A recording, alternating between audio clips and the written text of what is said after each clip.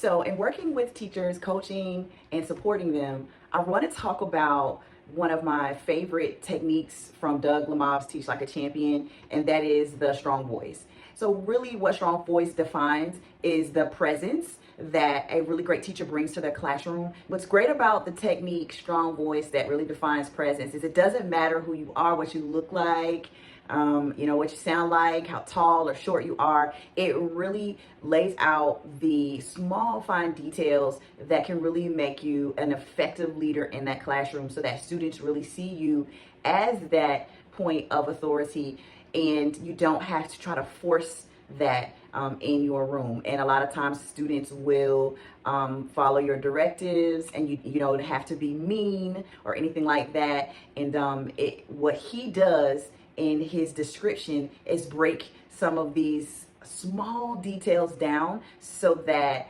teachers have an understanding of some of the pieces that for some come very natural, and then for other teachers these are qualities that are learned. The first component is economy of language. Basically, talk less.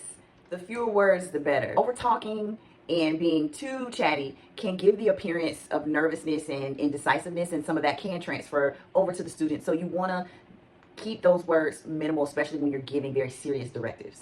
The next is square up, stand still. Remember, when you're giving directives, you're speaking verbally and non-verbally. So you want to make sure that you have a pose that is feet on the ground, facing whomever the audience is that you need. Shoulders are square. You're not leaning over to the side. You're not leaning around. Just kind of the commitment is very serious through your body language. So that's a very important part of this idea of having that presence. And next is do not engage.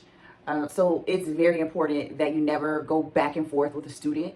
In a tense situation, which in other videos we talk about how to respond, but you just want to, of course, remain calm, make your point, and then drop it. The other aspect to do not engage is making sure that you don't have distractions around you. So once a directive has been given, sometimes students can throw you off by inserting, I need to do this, I need that. Don't engage at that moment. There's time for you to listen to student concerns, but in the moment when you need action quickly, you'll need to make sure you place that on hold, give the directive, and wait for the compliance from students. Lastly is formal register.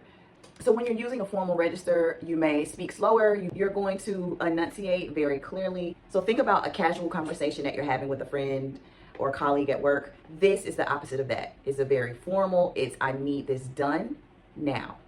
Next is called quiet power. So you're bound to have moments of frustration in a classroom. However, making sure to keep that emotional constancy, keeping your voice on the same tone, don't go too high, too fast, just remaining calm and communicating in a calm register will also help to affirm your presence in the moment where things can get tense, things can get heightened in a classroom. Very key component of maintaining management in a room.